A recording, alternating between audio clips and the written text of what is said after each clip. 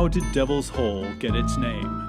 How could a pretty Bermuda Bay remind anyone of the devil? In fact, Devil's Hole hides an unusual secret. Right near shore is the deepest point in Harrington Sound, about 80 feet deep.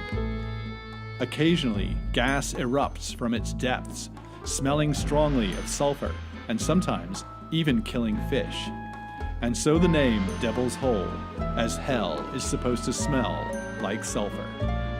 But if you don't believe that the devil lives at Devil's Hole, then what is this phenomenon? Rachel Parsons leads a team of scientists from the Bermuda Institute of Ocean Sciences. The team is doing a long-term study of an underwater dead zone that forms every year in Harrington Sound's deepest point, at Devil's Hole. We're sampling Devil's Hole. The reason we're sampling Devil's Hole is because during the summer months there's a thermally driven stratification. As the water warms up, it doesn't mix with the bottom water, and so the bottom layer becomes oxygen limited. Every summer, the warm, still waters of Harrington Sound form into layers with different temperatures. The layers do not mix unless the water gets rough. One of these layers gets trapped on the bottom of Devil's Hole in a very large collapsed cave. Because the layer does not mix with the rest of Harrington Sound, no fresh oxygen comes in. The creatures that live in the hole use up all the oxygen and then they die. This creates what is called an anoxic dead zone, an area with no oxygen, where only certain types of bacteria and microbes can live. As autumn weather gets rough, waves stir up the water layers and the dead zone disappears until the next summer, when warm weather and still water allow it to form again.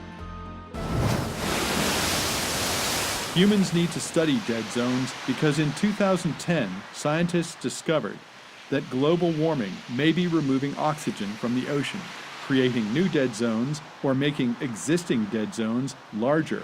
Globally, dead zones occur in several places, off the coasts of California and Oregon, in the Black Sea, to name a few. But the Devil's Hole dead zone is uniquely easy to study. At Devil's Hole, the water is shallow, warm, and clear. So because it is so easy to study, Devil's Hole is a unique and valuable dead zone laboratory. Because the Devil's Hole dead zone disappears each year and then reforms again the following year, it creates a unique opportunity for scientists to study how dead zones form.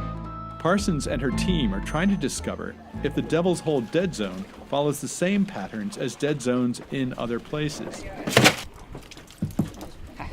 But first, Parsons and her team will use probes to see if the dead zone is still there or if rough weather has turned over the waters of Harrington Sound, eliminating the dead zone.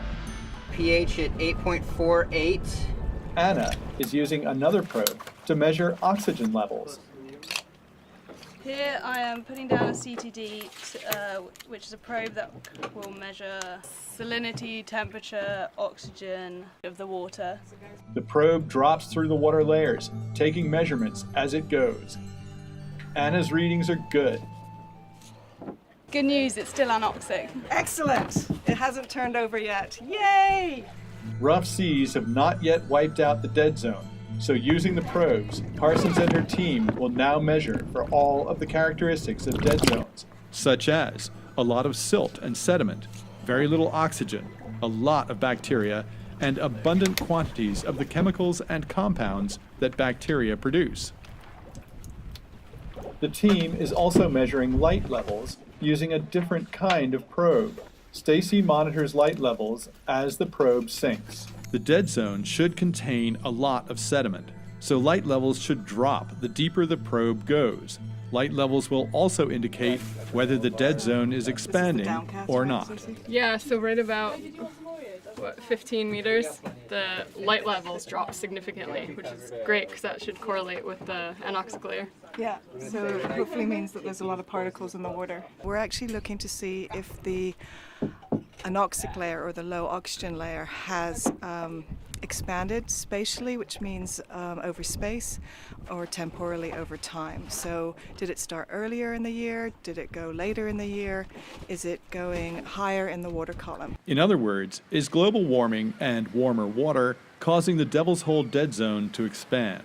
So today Anna found that the oxygen was dropping between 19 and 20 meters. It usually doesn't drop until around 22 meters, so it is getting higher in the water column. And Stacy found that there was a jump in the light availability between 17 and 19 meters. And we suspect that that might be particles, which means there might be a lot of bacteria down there doing something. So we're kind of interested to see what they're doing. As the dead zone animals die from lack of oxygen, the amount of bacteria rises dramatically. The bacteria generate a lot of organic carbon and other chemicals. The entire process makes the dead zone into a stinky, murky, sedimentary layer with very little light. To get samples of that stinky water, Becky uses yet another probe. This probe has ports at both ends. She lowers it with the ports open.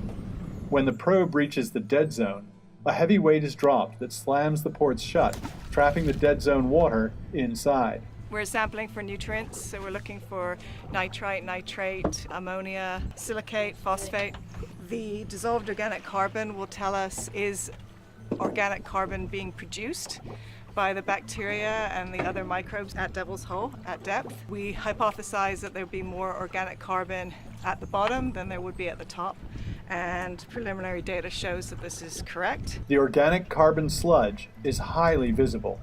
So this is at surface, and then this is at depth, so it shows you how many particles are at depth. Laboratory analysis proves the team's hypothesis.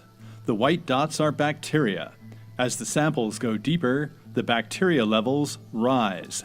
Becky's dead zone samples can also be used to compare oxygen levels to samples from above the dead zone.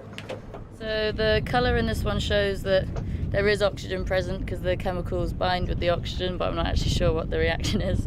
This one has got no oxygen, which is the clearest indicator is because it's white, but then they'll analyse them back at the lab. This series of graphs shows what happens as the probes descend into the dead zone. The temperature and oxygen levels suddenly drop, but bacteria levels suddenly go way up. The team's work proves that the dead zone is still there and the chemical processes are happening as predicted. The bacteria, microbes, gas, and stinky sludge are all increasing, but summer is ending.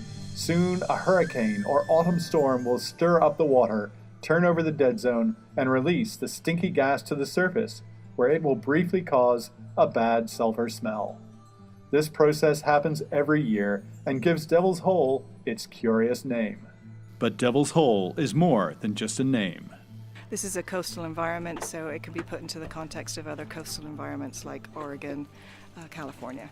So it can be used as a laboratory for dead zones. And Bermuda's unique natural laboratory is already yielding important information. These graphs show Devil's Hole dead zone measurements from past years. The shrinking red areas increase over the years, meaning the cold water dead zone is increasing in size. In the top graph, the growing purple area shows the low oxygen zone is also increasing in size. In the bottom graph, the growing green and yellow areas show increasing bacteria.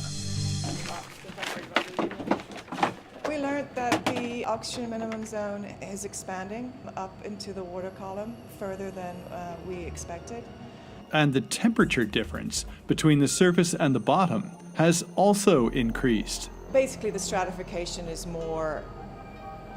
better, and there's a chance, in future years that we might not get turnover.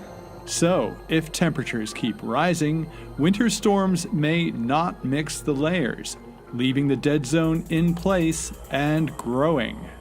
It sits in a submerged cave, but if it starts to come up into the water column, it can expand around the bottom of Harrington Sound, and basically Harrington Sound could become like a Dead Sea, and you won't get the diversity and the marine life that many of us enjoy in Harrington Sound.